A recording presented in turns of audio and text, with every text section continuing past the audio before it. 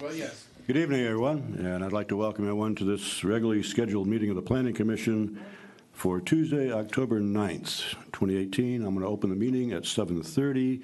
Please stand for the Pledge of Allegiance. I pledge allegiance to the flag of the United States of America and to the republic for which it stands, one nation, under God, indivisible, with liberty and justice for all.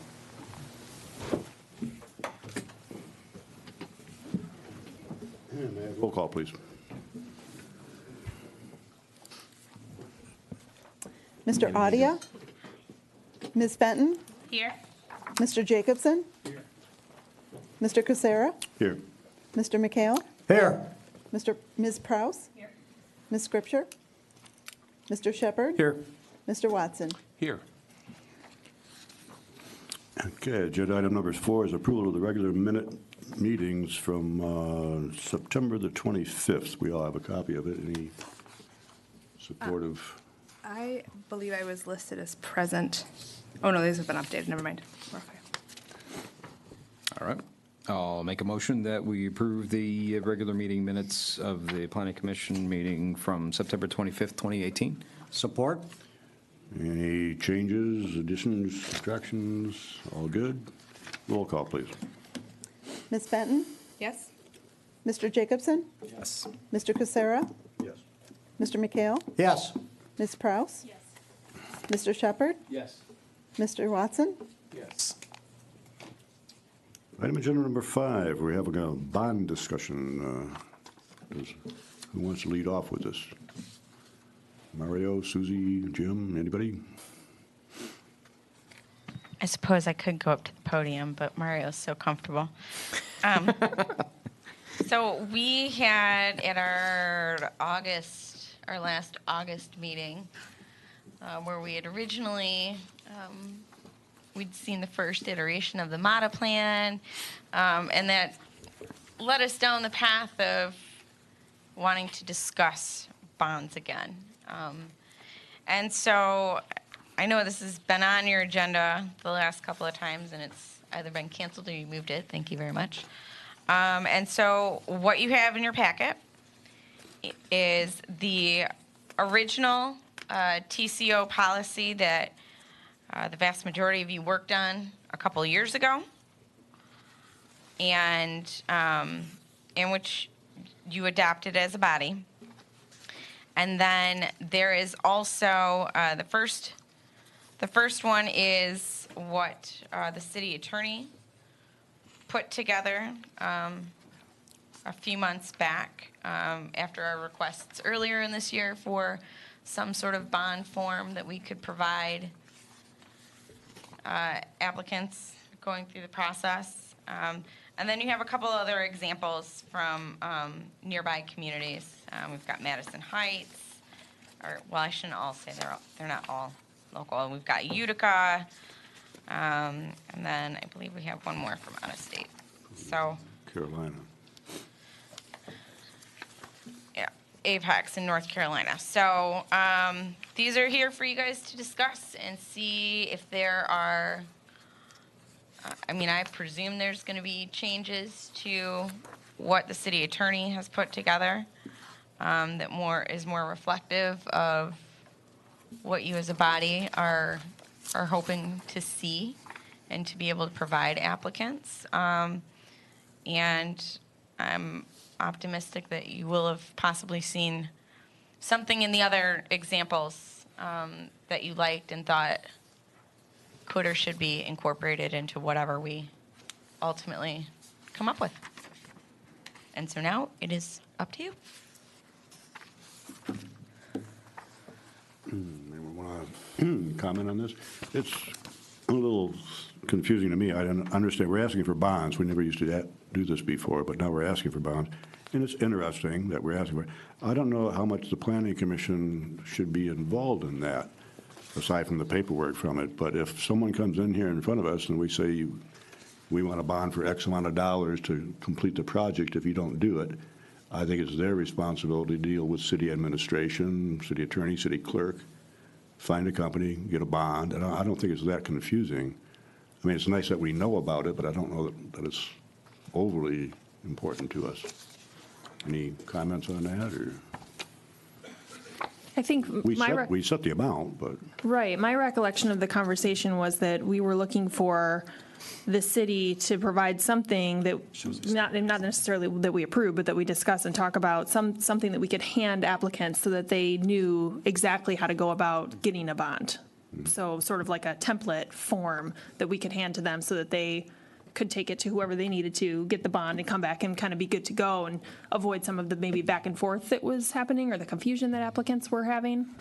I guess I agree with your take on that. And I think with the confusion that happens on the spot. Yes. In the course of, what seems to be it can occasionally be a long back and forth between this board and then the applicant, what that proper amount is. And so a template, I think something useful for us as we're looking at the site plan reviews to some degree or another, if they've already gone down those paths. But regardless, something that seemed like it had clear bounds for us to understand to help shorten that conversation and make it far more efficient.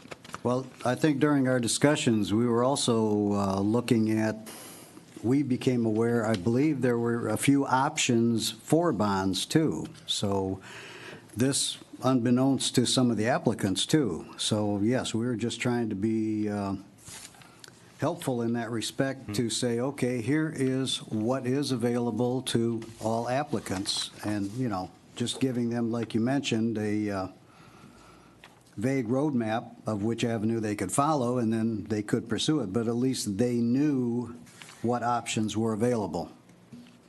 Could one of you walk through the process as far as, so that we have it on the record, on what an applicant could potentially see as far as a bond and when that would happen in their process of their application?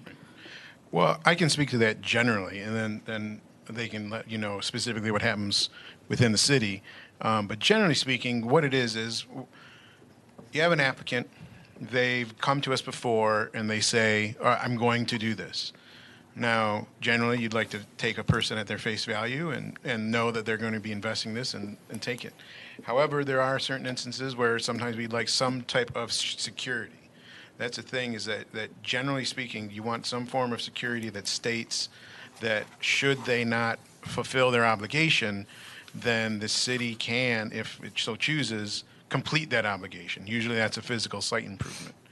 And so generally in the past, before the recession actually, banks were more willing to do this form of surety in the form of a letter of credit. That's something where an applicant could go to the bank.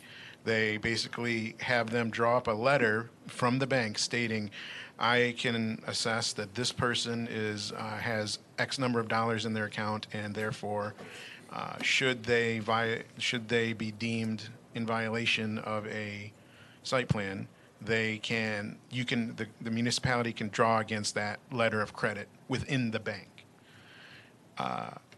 It's my experience, after the recession, more banks were reticent to do that. At some point, they were saying nobody's doing that anymore.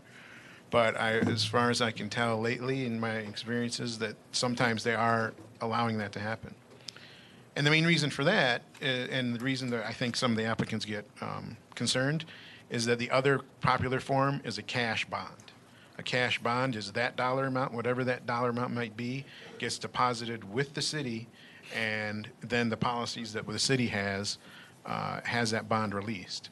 And so I think some of the applicants, that's where their confusion gets in. Mm-hmm. They're not sure, all right, when do I get this money back? Can I get this after I do this? Do I get this to do this? That's some of the things I know recently we've encountered, that some of the applicants think, oh, I have this money deposited, so therefore I'm going to take this out now and go do that sidewalk improvement plan, that landscaping. Typically, that's not the way the dollar amounts are there for. They're there to assure that they do their task, and if they don't do it, then the city takes that funds and goes and does that installation. So then the obvious issue is that then suddenly applicants have to have twice as much dollar amounts on hand to do the application. So, Jim, I think as you guys mentioned, it's a matter of what form of security the city would be willing to accept, whether it's a cash bond or another type of bond instrument. And it's a matter of yeah, I think Jim's about to let us know how that works currently and how he feels that can work out. My feelings don't matter. Of course. Come on. Bag Jim. I guess I've been here too long. We used to only accept cash bonds because it's so hard to collect on surety bonds or performance bonds in the case. I think we've been directed to put together the bond paperwork for the surety and performance bond, and we've been accepting those. The simple form that I had printed offline, I think it was Rocket Lawyer or whatever, is what we're used to seeing, just a one-page form saying the person's giving us $5,000 bond and they pay like 10 or 20% to the bonding company or to the bank. And then when they complete the work, then we sign off and release the bond. In the old days, we used to just take the $5,000, and then if they didn't do the work, we always had the option of threatening to go do the work. That's a legal issue, and usually we don't want to go onto people's property to do their work for them as a government agency. So I think what we're going to do is accept cash bonds, just with the threat of going onto people's property to do the work, and just hold them until they complete the work, because we're basically holding the same amount of money as what it costs to do the work. Now, in a lot of situations, these surety bonds that people are asking is because they don't have the money. They need to get their business up and operating, get revenue flow to complete the work. And we were leaning towards bonds just being in the wintertime when they couldn't complete the work. So if Mostly based on weather. If let's say a pavement job's $5,000, and I want to give you a bond on, you're only going to charge me 10%, right? You're going to charge me $500. I think that's how it works. So he still has his cash to work with to actually get the payment done.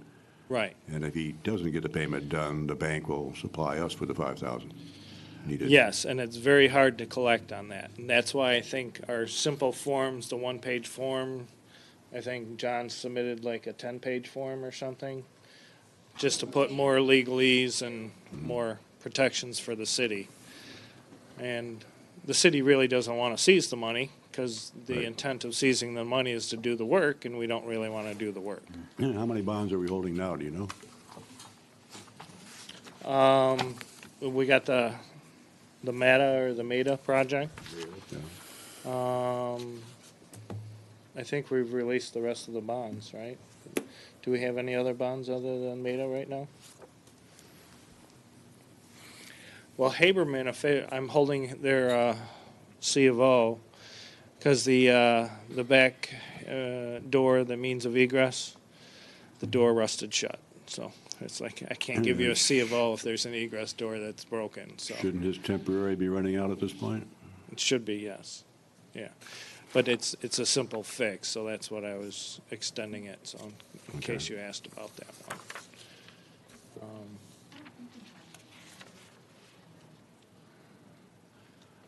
Then Haberman actually hasn't occupied the second floor. I believe that was part of, maybe that was part of the bond process. Yeah.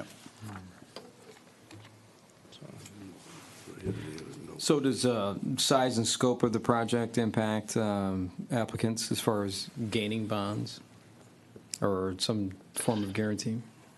Well, yeah, like the shopping center, I think we estimated it'd be like $100,000 to do the facade change and the parking lot improvements, and we just received a $50,000 bond from them. And that was actually bond, not cash. Okay. So they have a place to go for that scope, and then someone like Haberman or somebody else who's just looking for $2,000 or $5,000 needs to go someplace else. Do we have places where we can direct them, banks or someone else who can do that? yeah, it's been mentioned that banks do this. I always thought it was a bonding company, so I didn't realize banks would do it, because they would just do it on construction loans, which got tight in the 2008 recession, but it should be easy now because we're the hip and happening city. you know, everything's turning around quick. Yeah, the only reason why I bring it up, I just had a random conversation someplace in Mississippi while I was out down there for work, and the gentleman actually happened to work for a surety company out in Troy. I'm like, you gotta be kidding me. So anyway, he goes, yeah, it sounds like you guys got a lot going on in Clawson. I said, yeah, we do. He says, yeah, I wish we could help you out, but the scale and scope as far as what your projects are don't kind of fit into their wheelhouse. So that was the reason, like, I didn't have the opportunity to talk with him more, but it was just interesting that we struck up a conversation and it just led down that way. And that's what my concern is, as far as when we have somebody in here who's gone through the application process and it looks like deer in headlights when it says bond, what are you talking about, right? So obviously that's what we want to try and do here, but at the same time, you know, can we help them to where they're supposed to go next, right? So Kirko, right? That was the Kimco. Okay. So, yeah, exactly. Thank you. Yeah, they obviously do this for a living, so they knew as far as what they had to go through as far as the process, but somebody else may not necessarily know. Yeah, well, full disclosure, I had numerous arguments with Kimco. They were treating us like a small town that we didn't know what we were doing. Oh, I remember that. Absolutely. So, And right now, for the most part, we're just issuing bonds when people are requesting a TCO. Is that that's the main time that we're doing it. So I think what would be helpful and where we tend to get hung up in meetings is when there's a project amount or a range of what people are predicting that their work is going to cost, and we don't have a set amount that bond needs to be, right? So you had just mentioned the shopping center that was $100,000 worth of work, and we required a $50,000 bond. And I'm noticing on this site plan guarantee form that Madison Heights uses, it says it's 50%, like that's the set amount, so that people coming in would know right away what the amount they could anticipate. So something like that we could put out there for people to understand, almost like a TCO fact sheet. I don't know if we have something like that. Like, here's the steps for a TCO. Here's what's required. You're going to have a bond of 50% of your project, or if people are confused about that process. I mean, I agree with you on the Madison Heights thing. I think that's. I personally just like the format it's in, because I think it's very Simple. It's very simple. It's very readable. I think that the city attorney's is much like many of his other documents, word heavy. So I think that the Madison Heights one, with that calculation in there for them, I think that would be beneficial. As far as the process, I'm pretty sure that that's very generally laid out in your The policy. policy. I believe our ordinance allows you to issue or require a bond for 200% of the job, and we've always rolled it back to 100%, saying that we would do the work in case. So the Madison Heights 50% is actually different in our ordinance. Okay, but we do it for less. I mean, We do it We at have. 100% because that was always the concept behind but it. not the shopping center you just mentioned. Shopping center is because we didn't want to be punitive, or maybe I'm using the wrong word. It was discussed as whether they were going to walk away from a $50,000 bond and just take a $50,000 hit. And it was decided to drop our 100,000 to 50,000 and allow them to complete the job, knowing that they were going to sell the property as soon as they Okay, completed so it. typically our ordinance is 100%. We want a bond for 100% of the work. That's what we've been doing for the last 25 years. This is also discussed with new businesses when they come to the meeting on Thursday, is it not? If I'm a new business coming into Clawson, don't I get to sit down with everyone in the office? In our development team meetings, it is always discussed, and I always make it a point. That's one of my bad cop statements is, we're Give 'em- here, give we 'em a heads got to up, show yeah. you all the pitfalls, because we don't want you to be surprised in the end. And that's always one of our statements, is that if there's remaining work to be done and you have to get in, you have to pay a bond for the value of that remaining work. Right, so they're not coming in cold. They're But they made aware always of do it seem to first. come in here confused when we talk about bonds. I know. So where's the gap in communication? I guess we can document it instead of using the verbal approach. Well, I think Can we that have them that, sign something but in a that packet? points exactly to why, in my opinion, why we're having this kind of discussion is to be able to, they get the site, they can get the site plan review application in that meeting. They got the development guide in that meeting that kind of outlines very generally the planning process and the functions of each board. So in my opinion, having some information on the bonds itself, I mean, that can be either placed within the site plan review packet, or like Melissa said, treated as kind of like a TCO fact sheet and say, here you go, and then they have something to refer back to. I think a lot of times in those meetings, there's so much information. It's a big info dump on them. Most of them probably aren't prepared to have that much information come at them from so many different people. I've, kind of overwhelmed and then process after the fact, and that might just be one of those things. Like, that's at the end, so I'll worry about that later, and then it gets here quicker. Well, Then they're they sitting assume up that they here, will, yeah. and they realize that in order to get their project approved, all of a sudden, they've got to put money up to something that they didn't expect in the first place. Or they may have just glossed over because they're so Right. eager to get through. Right. Right. So, and all of a sudden, gee, I've got to put money up on this? Well, yeah. And that's, And it would Well, make it and- easier for us if they had dollar figures as to how much does that cost for that Yeah. parking lot. Right, exactly. So we have something to base our monies on. I'd and love I- to see a decision tree, right, on all this, right? As far as, okay, here's where you stop, and then you have to go back here, right? And when they come up here and all of a sudden the project's at risk because they don't know what to do as far as getting a bond, or how to do it, when to do it, and then they go back to the beginning, that should be up front, right, in this process. Right? And I think that's probably, both of those are the points that the applicants need to know, is that if, Right. because generally that's always the issue with TCOs, is that when we tell them, right, this is our approval process, these are the steps you're going to need to take. Once you receive planning commission approval, then if you have any contingencies, you have to do the site plan, or amended site plan, or submit a revised site plan, I should say, and then you have to get your building department approval. It's usually at some point in this process, whenever we mention the timeline, that they're like, oh my gosh, can't I just move in now and do all this other stuff later? And so I think if an applicant is in that much of a hurry, he's like, well, yes, you can, but that will also require a TCO and require a bond. And so it's either you can do it in a straight line and go through the normal procedures. You can wait your turn, and, it's not so much waiting their turn, it's a matter of them having their conversation with their team. Because, for example, right now with MATA, one of the things that's going on is their architect is trying to get all the revised issues necessary on the plan.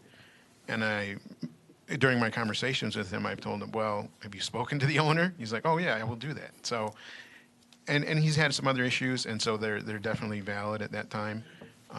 But I do think it's a matter of, as Susie said, including that information in the packet, letting them be aware, all right, this is your straight line procedure. If you want to try and jump ahead, this is the procedure, which is come to the planning commission with that cost estimate for these improvements, and you will have to provide a bond. And to the satisfaction of the department head, I would think, and if it's a cash bond or if it's a performance bond, because I think the ordinance just says a bond, right? So is that policy? I think cash bonds are being frowned upon nowadays, I- but it's the easiest one, I thought. I know that ours. I think ours says it has to be. It can be any form. It can be a letter of credit, cash escrow, or a surety bond. I know that in conversations I've had in passing with Darren, which unfortunately he's not here. I know he's got a lot of experience working with bonds in his day job.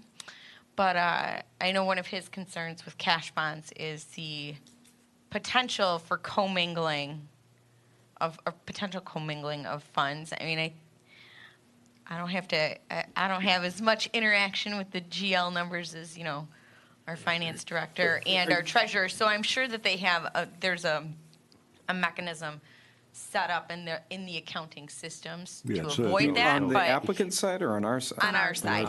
It So sta- it I states know that that it's always that's held one of aside. his concerns, and I, Because you're depositing multiple bonds into yeah, the I same mean, you're account. depositing Right. multiple, a large amount of funds, right? So I know that that was one of his concerns. I wish he was here and he could better articulate exactly what it is. Is it best About- practice for the city to hold that cash, or should they not be in escrow? We've always held them in escrow under the property addresses. In a separate account, or, Separate GL number. Yeah. It goes into the yeah, but the that's, I mean, general. I'm trying to avoid that opportunity for commingling, and they're still commingling if they're accessible, even if they're under another headline. That's true, but as in my experience, there have been, that's how generally other municipalities do it. It's a deposit made at the city, kept separately, the records are kept. And then, as I've experienced this in other cities, when an audit is performed, the audit ensures that those funds are dedicated and separate, meeting the standards, whatever accounting standards there are, to ensure that they're not, they couldn't be in any kind of account that could suddenly have them being spent for some other purpose, as far as I know. I just wonder if So- it would be an easier sell to applicants to say they're held by a third party. We don't have access to this cash. If that's what we're gonna do. Seems cleaner. Yeah, but then I assume there would be a fee associated with that, and that'd be a fee that I'm sure the city wouldn't want to bear, and they'd have to have the applicant pay for that fee. But it's something, maybe that just means we need to speak with the treasurer and speak to them about how their experience and how they feel about it, because I know there are some communities that are apprehensive about it. I think we should look into it, though. I agree with you. Yeah, the other thing is some of the applicants have been pretty diligent in giving us estimates as to what's required after that site plan review too. And in this case too, these architects need to help them out too, because they would know the cost of altering the plans or, okay, I don't want this wall there, I want that wall there, well, how much is it gonna cost? They'll know exactly on that. But by the time we do the site plan review, and there might be some changes, but everything is usually up front, right, Jim? As far as, okay, you want a piece of property, this is what I want to do with it, okay, these are some of your requirements that you need to go through. Is there a checklist on that? Yes, that's, the site plan review process is basically, we have a brochure on that, that's the checklist. Developers view getting through the site plan review process is getting over a hurdle. So once the plans are done, they're like, are you serious? I have to actually do what I said on the plans? Which is a very frustrating part for me. And now it's falling onto you guys too because of the TCOs. Because it's like, oh, well, no, I was planning on getting open for business and doing everything I put on the plans at a later time. So. You just touched on something. So how long does this process take? And can we advise an applicant that your timetable may be delayed as a part of this that they may not have accounted for? To get through the site plan review process, I think the fastest we've gotten through it is about 45 to 60 days. Okay. And we have a timeline or a bubble chart showing it about a 90-day process. Okay. But as far as getting some sort of surety, some type of bond, what's that length of time? Because they may have already understand and took that into account, right? So how long does it take normally? Well, cash bond, it's whether the cash is available. Yeah. Line of credit, I think, is where the bank puts up the money, or the person gets a line of credit from the bank.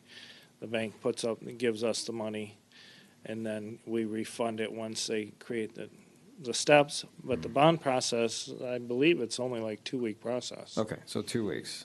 All right. So, I mean, we've had a lot of people come in and so they want to open them right away, right? But again, you can't do that if they don't have the means necessary in order to get the security, in order for us to be satisfied, in order to proceed with the TCO.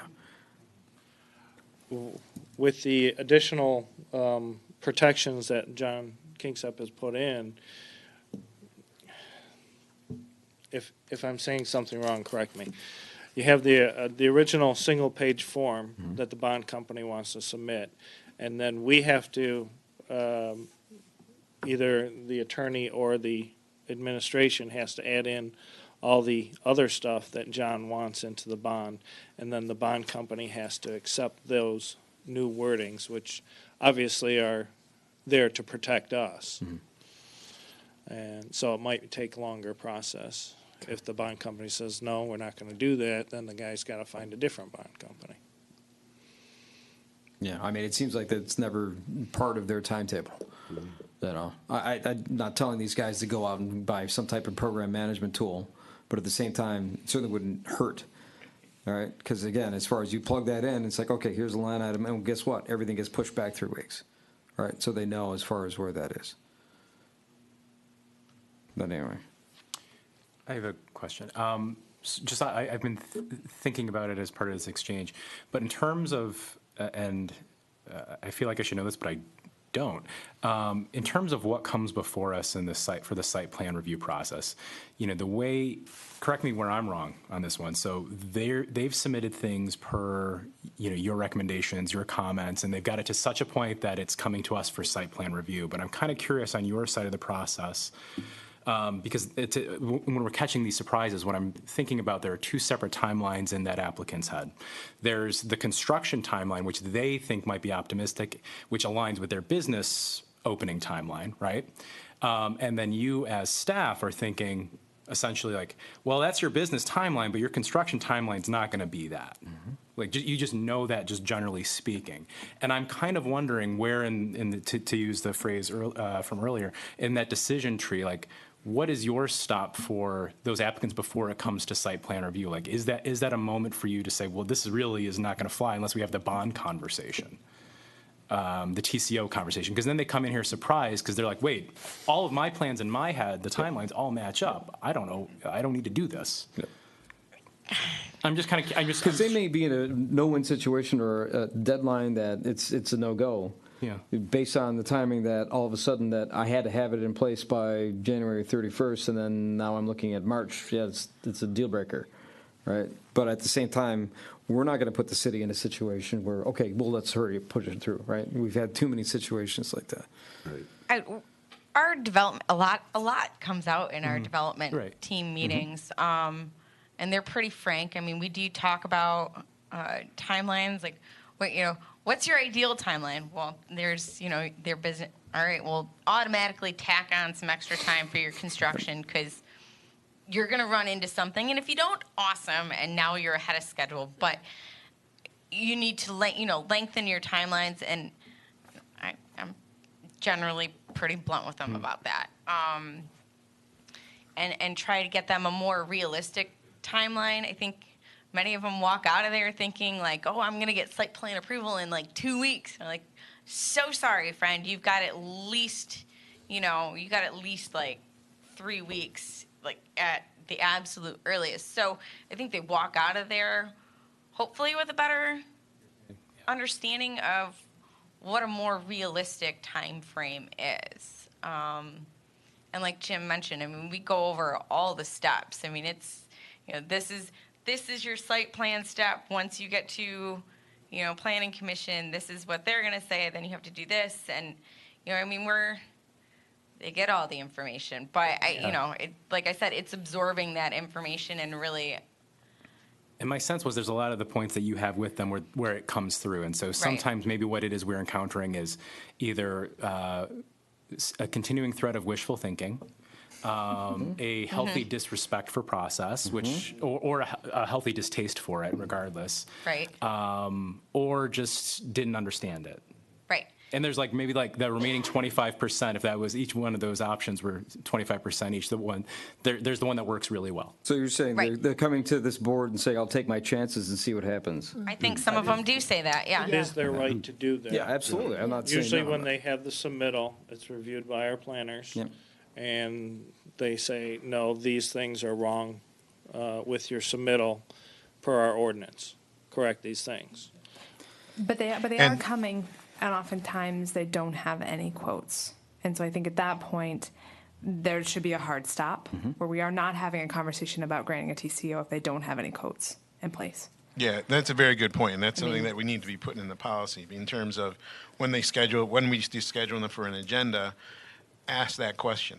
Are you going to go straight line, or are you going to get a TCO? If you want TCO, we need your dollar amount, because the planning commission will not consider a TCO unless you provide that. And more broadly speaking, a lot of this also, that other 25% are the people that have experience. There are people that they come in and they've done this in multiple places, and Savoy worked out really well. Those kind of things where they just happen to have that experience, and then that's why they always encourage to have people come in as soon as possible. And I'll be honest, there are other communities that don't do that. They make the development team meeting an option, because they typically charge them funds, and then they make it as an option, and they just hope that when the person comes in that they're aware, they've experienced and they're aware and they know what's going to happen. And so by encouraging them to come in, we're trying to get that information to them. But then it's that other, where do you fit in this schedule? Have you done this before? Are you just hoping? Do you just, especially when sometimes when they submit their site plans, and then I send them a 6-page letter, and they're like, really? I thought I had it. I'm like, no. But then there are others that are very amazing. Once again, it's a matter of Gets me experience. in terms of, I think, maybe the goals that I'm trying to layer on for myself as part of this conversation. There's the realistic goal is whatever we're going to work on here is not going to solve it for all particular instances and circumstances. We're still going to have some back and forths. But I think it's less about that individual applicant, but rather than consistency of perspective for the board and staff, that we're at least on the same page, whether there's rogue actors or not. We have a shared set of at least principles or practices for how we address the TCO issue. Like, for example, what Annie just mentioned, if they don't have the hard costs, we're not taking the conversation any further. It sounds very prescriptive, but at least it's clear for us how we may operate. And I fully agree, and I know that we've had, as I've been thinking about it, we used to have far more applicants coming after the fact, requesting TCOs, like they've gotten into it, and then they would credit, I'm not going to be able to get this done before November 15th. Now I need to do it. But in thinking back, especially over this last year, we've had a lot more projects come through and immediately asking, and I'll back up and say, when they were coming in individually for TCO and nothing else, they would have their costs with them. But over the course of the last few months, I feel like our applicants are coming in and they're saying, yep, we need site plan approval, and I want to request a TCO right now, and they are not having their costs, and so we're failing our own standard practice of what we had been trying to establish. So. Yeah, the sooner the applicant can be informed that he might be required to have a bond, and he will be required to have dollar figures for us to base the bond on, the faster that'll work out. Haberman, I think, was a good example. He came in, and we were going to put a bond on him, but he was in a hurry to get moved in, and the quotes he were getting were sky high. So we calmed everything down for a while or so, and his quotes that he got from outside sources, they knew that he wasn't under pressure anymore. They dropped drastically for him, and it worked out well for him. So I'm trying to be business friendly in that respect. So as soon as we can let them know what we expect of them, I think that's as far as it goes. As far as the bond goes, I think that's pretty much up to administration, clerk, to direct them as to where they go get it. Anything else? So we might not solve every problem, but I was hoping that we would have some documentation saying, well, we told you about this, you just didn't listen, here's the paperwork to follow through with it.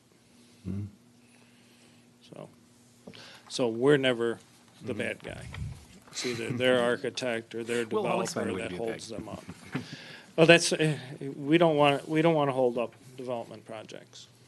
So Oakland County pushes that at every meeting they have. I think they still bring up the Taco Bell up at Great Lakes Orion Crossing, Township. Orion Yeah, they do Township. every single time. Because Orion Township said they needed 4 pine trees, and they couldn't get them that time of the season, so they were going to hold up opening up the Taco Bell for the entire season, For the trees. for 4 trees. Yeah, we haven't done that yet. No, don't look at me. We've I haven't shut down a transit center for landscaping either. we've directed a couple places to put trees in over public utilities that they can't do, because that always gets me. You're approved by the planning commission for something, but the tagline on the bottom of our piece of paper always says that you're always subject to engineering. So engineering kind of comes to the party late. We can't, we're not engineers on this panel. We don't understand engineering. There's a lot of it that's none of our business. And it's unfortunate that, we can approve somebody to get moved in, and then a month or so later, or wherever it takes, engineering comes, oh, you can't put a tree there because there's a gas line buried there. Well, but engineering is always invited to the party at the exact same time that the rest of the development team is, right? So, And they're not attending? Well, you usually get their letters with their review comments, and then they say if things change or upon engineering submittal, they might have to make changes. I think that's their generic letter. I try to look at this from the business's perspective, as I'm coming in here as a business and how many hoops I have to jump through. So I get to meet with the development meeting first, which should fill me in on all the information I should need, tell me what I need to come in front of the planning commission, hear from the building inspector what you need, fire, everything else, and then engineering is always the last of the party on it.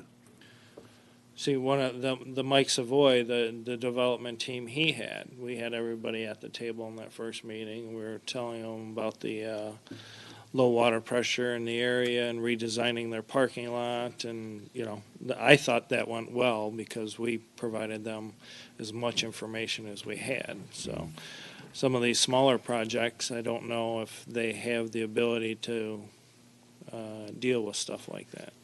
So, and then Mike Savoy, they designed their drain, and we found out a fiber optics phone line was in line with the drain, so now they have to adjust it 6 inches up or down. So even real life, as opposed to the drawings, always causes problems. Just fiber optics in that drain area? I believe so on that Crooks. there's all kinds of utilities on Crooks, all kinds. Path of least resistance, I guess. At least they didn't rip the fiber optics out. Right, At right. least it wasn't a gas line. Yeah. Yeah. Well, and to your point about engineering, I mean, we have been trying to encourage them to really take their opportunities with site plan review to hopefully come up with a more definitive answer of, yes, you will need engineering review. And so we can be, very upfront with applicants at that point and say, you will need engineering review things, there is an extra hoop for you to jump through. Or if they don't see anything on the site plan that is going to cause an engineering review, we can say you're not, you can skip that step and go straight to the building, the interior building stuff. I mean, so engineering, if they're not managing other projects, I mean, they typically are involved in our development team meetings. And we've tried very hard to make sure that we have all their comments for applicants beforehand, so we're not doing after the fact changes. But like Jim said, real life happens. As builts aren't always Right. there. Nor Technologies parking lot shows a striped off area, and we believe it'll be fine for a landscaped area. So the original plan that went in front of you was just a striped off parking area. And then one of their approaches was drawn 3 feet off, which it's, in some people's minds, it's a big deal. In my mind, just move it over 3 feet. 3 feet, yeah. So there's little things with reality and what the architects submit us that, you're not going to find on the first review out in the Are they field. moving on that building at all? I don't see any action over there. Yeah, the approaches have been cut by DPW because I believe we're doing the work in the public right away. we're doing their curb cuts, moving the driveways. I believe these. That's why those 2 things were brought to mine and Mario's and Susie's attention. It's like, oh, we can get, another green space in here. It's not going to affect the flow of traffic there, so. It's my understanding they're still working on the interior building plans, though. So once they get those to Jim and all that fun jazz reviewed, then they can start. That's when everything slows down. Yeah. I keep them on task. If we could back up just a little bit. Okay? You mentioned about fiber optics in the drain. Now, is this a common practice? No, it's, the line was set at a certain level, and I believe our information said the optics were higher, and it was going below it, and it actually was in line with it, so. Oh, so it was a trenching thing. Yeah, information through the years and, the depth. Sinking in the swamp? The way I learned how to do it, just put it through there. So, All right, any more discussion on the bond issue? What's the next step? Okay, we'll close that one out. Wait, Well, I don't think we're done. No. Okay, I was asking. I mean, you just asked what is. Yeah, what's the next step? What do we have a product to look at that will be in front of applicants in the future? Or do we? Did we answer any of your questions? Yeah, exactly. I believe you gave us more direction. I don't believe the products that we showed you tonight are what you're looking for. So I guess it's back in our ballpark or our court. Ballpark works for me. I'm not much of a sport player, but Matrix. Matrix. I think it's just asking the applicant 2 or 3 questions in the development meetings and just getting them squared away. I disagree. Just because we talk about it in the development team meeting and it's clearly not sinking in by the time they get to you Yeah, guys. it's just frustrating for us when they come here with Right. no dollar figures and we're left in the lurch here trying to figure Would it it be out. helpful, Susie, if you had them sign something? I mean, is that common practice of here are the things that we spoke about today, and then you can refer to this document that they signed at the end? I mean, It kind of makes me think of my kid's kindergarten teacher. I mean, really. I sign a lot of forms. Right. You know? Yeah. We could send around attendance sheets at the development team meetings and then just use. I mean, the- here's like what I think maybe George was saying. This here are the top 5 or 6 things that you're going to encounter in this process, and you need to have at least a high level understanding here or a high level overview of what this means. And this is our agenda for the meeting today, and they sign off on that. And then one of those says TCO project, prospective bond process, something, because they're coming in front of us and they're not seeming to know anything about it. And then the other thing too, which I have concerns about, is that there are conversations that are had before they get here, which sets up different levels of understanding about what their options are. And so that process doesn't seem fair or transparent. So if that is explained fully in the paperwork, then there's less opportunity for people to come with different options about, what they have to come up with and what they don't have to come up with.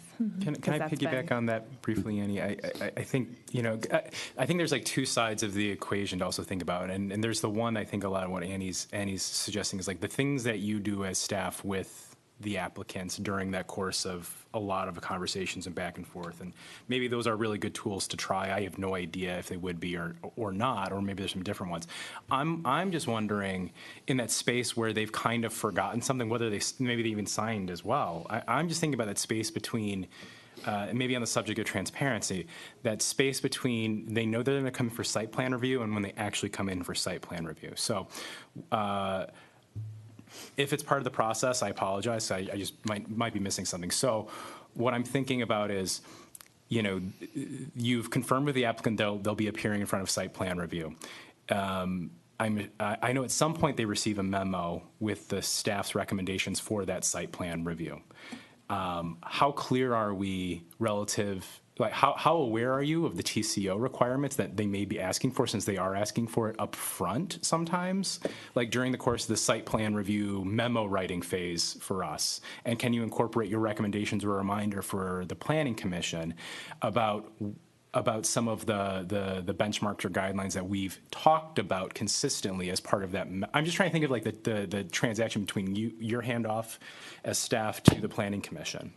Like, and how can we just be sure that we're just talking about the issue at hand and being clear about it, but how do they also know that they're going to have to discuss, like, maybe our expectations? The Planning Commission does expect, generally speaking, 100%, cost estimates to have a TCO conversation.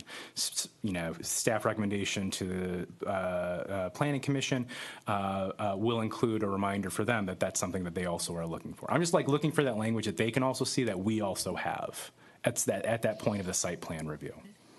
To me, it's a transparency piece of the equation, but also clarity. It comes at maybe the tail end of it, but it's only reinforcing. Would you want it on the review letter that the applicant gets before they come before you? I don't know if it's a good idea or not. I think I would like something. We see the review letter. We hear Because about then the landscaping. you would we hear have the about document right there. We would have the saying document that right there, and presumably you received it. they would see that too. Yeah. Well, maybe it's something that also gets into, like, in addition to the site plan application, do you anticipate wanting to move in prior to having site work done? Yes, no. If yes, you will be expected to have this. And then they will, it's just another way to reinforce what our expectations are, and then go over it again in the development team meeting, and then find a good way to incorporate it into the space between. So are you looking for applicant acknowledgement of the review once it's been finalized? I'm just thinking, the letters that we receive, like the site plan review memos, the applicants receive those, do they? Yes. They receive those, Yes. right? So I look at that as a staff recommendation to the Planning Commission, right? Essentially, it lays out the development project. And if it is known that there will be a possible TCO, you can report it back to us at that point. Now, there's things you're not going to know sometimes. That's okay, I think. But I think for those instances where you do know, why wouldn't we want that information as part of that site plan review process when we're reviewing the memo, as opposed to the last thing in the conversation after we've gone through the sidewalks, the landscaping, Right. and then like, oh, this all sounds good, and you're moving in tomorrow? What? Yeah, I think it I moved broadens in. the scope as far as, the bond issue. I agree, though, that at least we have some form of acknowledgement from the applicant that here's the review, right? This is everything that we've told you needed to do. Do you acknowledge that before it comes in front of us? If they have any objections to it, then we don't need to see it at that point in time until that gets ironed out. Is that along those same lines? Perhaps, or at least it's just a starting point for a conversation, because they could probably still come in and want to discuss all of this Sure, stuff too. I mean, they have the right to do that, too. But we just have clarity. Right. And over time, I would think to get to a point of consistency. One more thing, and then I'll stop commenting. I think what I was trying to say was, my hopes is that what comes out of this is that the process and the communication is streamlined, both for us on the commission and the applicants. And so what I'm trying to figure out in terms of processes and procedures is, how do we make sure that that communication is streamlined, and it happens here, the specific stages it happens at, if that is appropriate. Here are the documents where it's expressed, and then here's where, we know exactly who had that conversation, because it's the same for everyone. And I feel like in applications past, it's been very, on the go, and we need to sort of streamline that. And so it's the same, if it's at the development meeting, it's only at the development meeting. Do you all think that we should have almost a separate application for a TCO and not actually have it incorporated into the site, and maybe have that still be a question on the site plan review application? But like with a special land use, they have to fill out a special land use application and a site plan review application. Do you think it would be helpful to have a separate TCO? I think it could just be on the same piece of paper, on the same form. Check this box if you're going to be applying for a temporary certificate of occupancy. And if you are, boom, boom, boom, 3 or 4 bullet points is what you have to do. My gut feeling is that it would be used as a workaround. Okay. That would concern me. But yeah, that's exactly what I'm thinking of, is like, how do we figure out how the process and the procedures line up so that everybody gets the same information at the same point in the process and it's coming from the same sources so that we can all understand and be assured of the fact that there is transparency, there is consistency. Right. I think, for me, that's the ultimate outcome of this process and this conversation. At the same time, we don't want to direct all applicants to automatically go for TCO. No. No, Right. no, but I'm thinking like if they had like much with site plan review, if they've got their application, but they also have, they've got their attachment, which is, their big site plan. So in this way, we could say, all right, if you think you're going down this path, fill out this application, make sure you have all of these attachments. We have, when someone comes to pull a permit, they have to give us a copy of the contract, their driver's license, and their liability insurance, right? Is that everything? Is that everything? Right?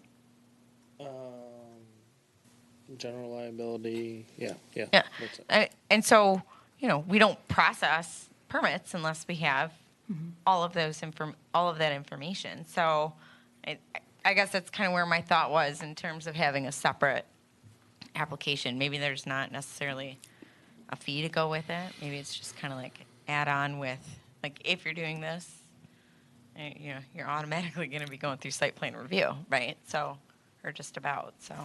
Well, and it might be nice too, just because it drives home the fact that it is a separate process. There is a separate approval, there are requirements, like it's not just a box you check, there is a form, there are things you need to pay attention to. So it might make it, give it the weight that it needs to have a little bit separate more real. application. Yeah. If we're asking for double the bond in cash cases, it feels to me a little bit like pay to play. Right. If you have enough money, you can put this off and go ahead and open your business, and if you don't, sorry. Maybe one of the requirements is that they've already submitted for, at least submitted for site plan review, or have a date set for when they're going to appear before you. Maybe? I'm just thinking that could be an unintended consequence, is that. No, for those who sure. have the money can say, There well, should be a trigger, somehow there needs to be a trigger to make sure that doesn't happen, or a stopgap, or however you want to term it. Well, you touched on the core of it, really, was listing, okay, if you're going to apply for the TCO, this is what you have to have in order. And even if you are undecided at this time, but you might change your mind, these are still the things that are going to be required. Right. Okay. I think the wording of that question will end up being really important, how that appears, right? Because if it's signaling, do you think you'll need a TCO? I mean, maybe it's even something more casual. Do you think you'll be in your building before work is done, or before your construction will be completed? And I don't know if that's probably even too specific too. But how to kind of lift up that? Oh, they might be on working on two different Anticipate the game timelines. is what you're talking about. Yeah, Anticipate their game. All right. Well, if you come up with something, let me know. I don't know. Yeah. Well, you got plenty. like, what's the there's sniff plenty test of on that? middle of the nights for you to marinate on, I'm There's sure. plenty. Right. Everybody thinks better in the middle of the night. Oh, man. Well, that would be like your Gantt chart. You've got your building, possible moving in. Exactly, yeah. And things like that. Exactly, yeah. I mean, as you're going through the process, you were talking to people about when they intend to open their business, right? Like, you Oh, have yeah. a general idea of that. Do they put that in writing somewhere in their paperwork? No, not really. I mean, it's one of those things Casually that I ask. generally note, in my own in my scribbles, but. It's actually usually discussed in the first development team meeting. So, When do you That plan question on usually opening? comes up, and it's just a ballpark answer usually, because they're not really sure how long it's going to take to do all this stuff. I think possibly one way to answer or to present that question to them is just during the development team meeting, and then even on the site plan application, right above where they have their signature, have a statement that says, please be aware you must complete all improvements listed on a site plan prior to receiving a certificate of occupancy. If you want to seek then I don't know if we need to make another statement beyond that, other than we would then make them aware, all right, it says it right there, you must complete all site plan improvements prior to receiving a certificate of occupancy. If they wanted to once again jump over that process or that requirement, we do have a separate application for a temporary C of O, but usually it's given, after they've begun at least a substantial portion of the site plan, and at least trying to get, at a minimum, there's minimum building standards they need for a building code just so the building is safe.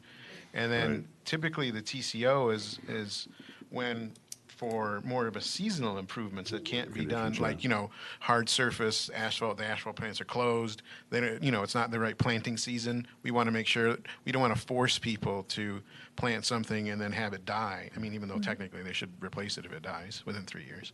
But, I personally think they should have a vested interest in the community. there you go. The TCO Right. process. Oh, too bad Taco Bell couldn't have gotten a waiver for some artificial Christmas trees in the meantime. That was, yeah, it was Orion. Yeah. I had just one last point, Annie, to the comment you were making, which I thought was a good one about people just kind of using it to jump over the process and open. Our policy number 2 under demonstrated need does say that there has to be demonstrated evidence that the TCO request is due to circumstances unanticipated or beyond the control of the developer owner. So that might be an escape to that, so that we could say, there's no reason that you can't do this work. I believe the TCO process is being used as a bypass or whatever right now. So. I do agree. I thought this was a very productive discussion tonight. Any further comments? Okay, we'll give up with the bond discussion. I'll open up for public discussion, items on the agenda. Anyone from the public wishing to say that? Seeing no public, I'll close public. Let's move on to other business. I've been out of town a lot lately, so I'm going to hand it off to the rest of the staff to do other business unless you guys got specific questions of me. I might have a couple. Well, let's see, we touched on Haberman's, we touched on Nord,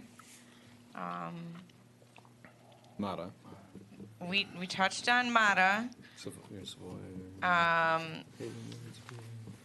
We have, let's see, Jim issued his, I see you do have news, so I'll tell it for you though. A permit's been issued for the Pep Boys pole sign, so, and they've also been issued their full C of O. So, there was something that was settled amongst the attorneys. Has this board been made aware that Osaka's up and running for business? Yeah. Osaka's up and running. They are open now? Yep. They are open. No idea when they intend on doing a ribbon cutting. I've asked a couple of different times. I think they're just busy running their business. So that's pretty fantastic. Napa Auto Parts is apparently doing something to their facade. They haven't really checked with us, Really? so. They're raking the leaves from the tree that we made them plant there? No, they cut the wood paneling off the front of their building. Oh, So, We're taking the sign down about 6 o'clock tonight, so it looks like they're doing a facade change. oh, okay. Anything else on Exactly. Rochester Road that, Did Tangerine Moon get a new sign? Or does it just look to replace the I poles? think they just washed Doesn't it. it look better? It's a good looking sign. change of seasons, that's. But it's not, I mean, that was the rain. are they grandfathered into that pole sign or? Yes. Yeah. Ever, even if they change it? No, if they change it, then we fall back onto our ordinance. So Dun, dun. they didn't change it. Change it? No. Did you drive by it recently? Didn't it used to be neon? Blue and orange. Yeah, I mean, it still is blue and orange, but it looks like it's backlit now. I thought before it was like a real neon sign. No? No. All right, No. never mind. Maybe I drive by it every day. Maybe, I don't know. It looks fresher. CVS went through bathrooms and interior remodel, changed to their new store layout, which still confuses me, so. I guess. But that wouldn't come before you guys, so. No, I thought there was another building.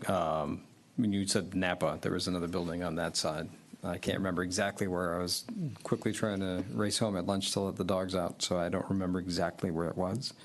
But it looked like there was some type of improvement going on. I don't know if it was on the exterior or I don't recall. But anyway, just I was curious if anybody else had noticed. I spent more time in the bottom of a hole in mud today, so I'm a little flustered, so. Premier Payroll, their facade is removed? Why do we have problems with facades over that side? They were Which under one? blight. Premier Payroll. Premier Pair, 400 South Main.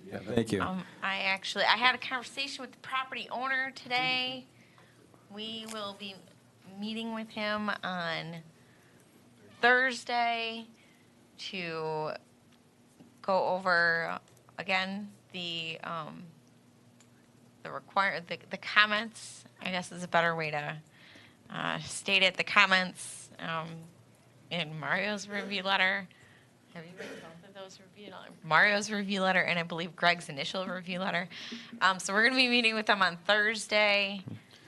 I don't know if I will be at that meeting because I have court with the owners of the property on next Wednesday, the 18th, so. Oh, yeah, there might. Yeah, I see the conflict there.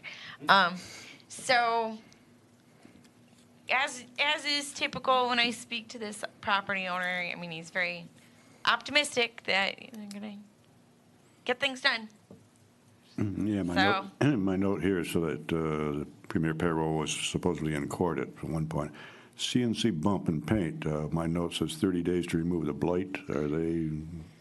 So I think you said they were going to remove the blight or remove the building last time we talked. yes, that was. I'm pretty sure that's exactly what I said. I have since talked to representatives at the state and at the county that are involved in the brownfield programs, the respective brownfield programs.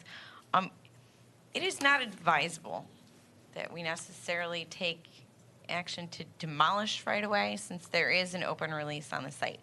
So, we're still committed to getting him to take care of the rest of, take care of the problems that he can take care of. Weed whip your weeds, fix your wall if you can. I know that we do have, there's been some interest in that particular site. And I'm optimistic that will actually go somewhere.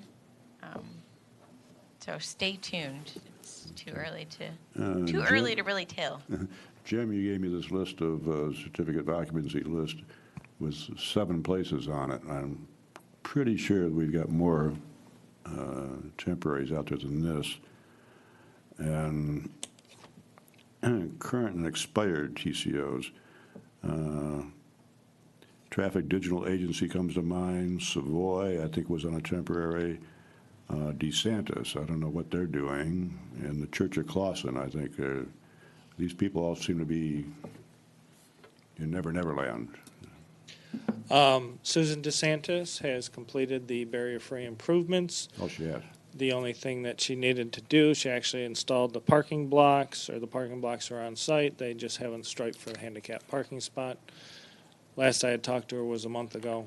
So we're getting closer here. Yeah, I didn't think enforcement actions for, because I'm still holding a second civil infraction. The first civil infraction prompted her to actually make the barrier-free improvements. The second civil infraction was issued, and I'm holding it for her to complete that, and then I'll dismiss it. So. Okay. Church of Clawson, anything going on with them? Church of Clawson, I believe we have a meeting with them next Thursday. 18th? Nope, not that I am aware of. Church of Clawson has been, they've received their second set of comments on the site plan that they submitted. I think we talked about that, and I think that was also in August. Oh my gosh.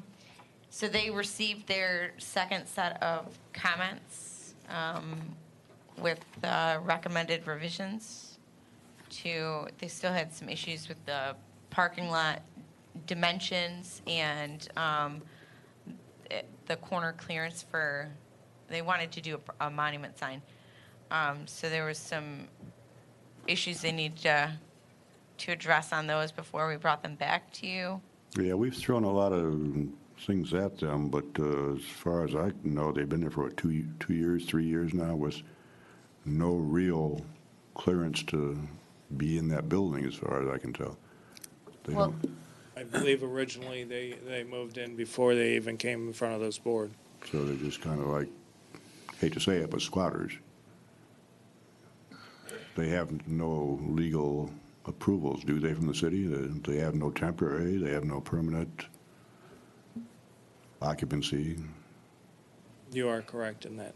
And I thought they were going to come in front of us for a show cause a while back, but they haven't. I'm assuming somebody's looking into that or working on that. The other thing on my list was Made I Automotive. believe I was directed not to have any more show cause hearings after that one group of show cause hearings I had. After the big bunch we did at Christmas Eve. Okay, the other thing is Made Automotive. They didn't come in front of us last time, and we requested new drawings from them. We did extend their temporary for another 30 days, figuring we didn't want to That is correct. move them out. So they're going to be maybe at our next meeting, maybe? That, yeah, Mario has been in, bless you. As Mario mentioned earlier, he's been in communication with their architects to make sure that they've got everything adjusted on their plan that should be adjusted, and so that they're meeting the requirements before we. Then Mata Automotive, myself and the fire marshal went through, created a punch list of about 4 or 5 items that they needed to correct on the inside of the building Okay, to meet building and fire safety codes. yeah. They didn't seem to be a problem. Anything else? Just a couple things. Now, would that document be available for the rest of the commission, be it if they wanted to see it? Which document? The one you got from Jim. You had a copy, you were given a copy. That was several months ago. Everyone was Oh. given a copy, yeah. I hold on to old paperwork. Well, between my travels, just asking a I question. can get you one if you need one. Not a Yeah, problem. it Just was wanted to created ask. by the Okay. department off of our computer system. No so- problem. Just one last item. This is not on the agenda, or I could have gone back out there. For those viewers at home, we have a few more days left. In fact, we've got about a week and a half for your Clawson Athletic Booster sweepstakes tickets. They are legal in the state of Michigan. Teams are already pre-selected for you. And they're going fast, and be more than happy to just get in contact with any one of the Clawson Athletic Booster members or at the high school, and they'll be glad to fill your order on that, and they make great gifts. Birthdays, anniversaries, or even for the wives on football Sunday, because she can earn money for shopping. No problem on that. And they're still only $10, and they're good for 10 weeks, so that's only $1 a week. right. Cheaper than a cup of coffee. Thank you very much. Okay, before we adjourn, the one thing is tomorrow night up here at 7 o'clock is going to be the big meeting about chickens. So if anybody's interested in keeping live chickens in town, I'll bring my dogs. this is the place to be. And then I'll entertain a motion to adjourn. I'll make a motion that we adjourn the regularly scheduled Planning Commission meeting of October 9th, 2018. I'll support. Motion, support. Roll call, please. Mr. Kucera? Yes. Mr. McHale? Yes. Ms. Prowse? Yes. Mr. Shepherd? Yes. Mr. Watson? No. Well, you can stay after. Never said no in here. I just thought Be I'd the say it lone once. decision. We're still going home. Ms. Fenton? Yes. All right, thank you, everyone. Thank you.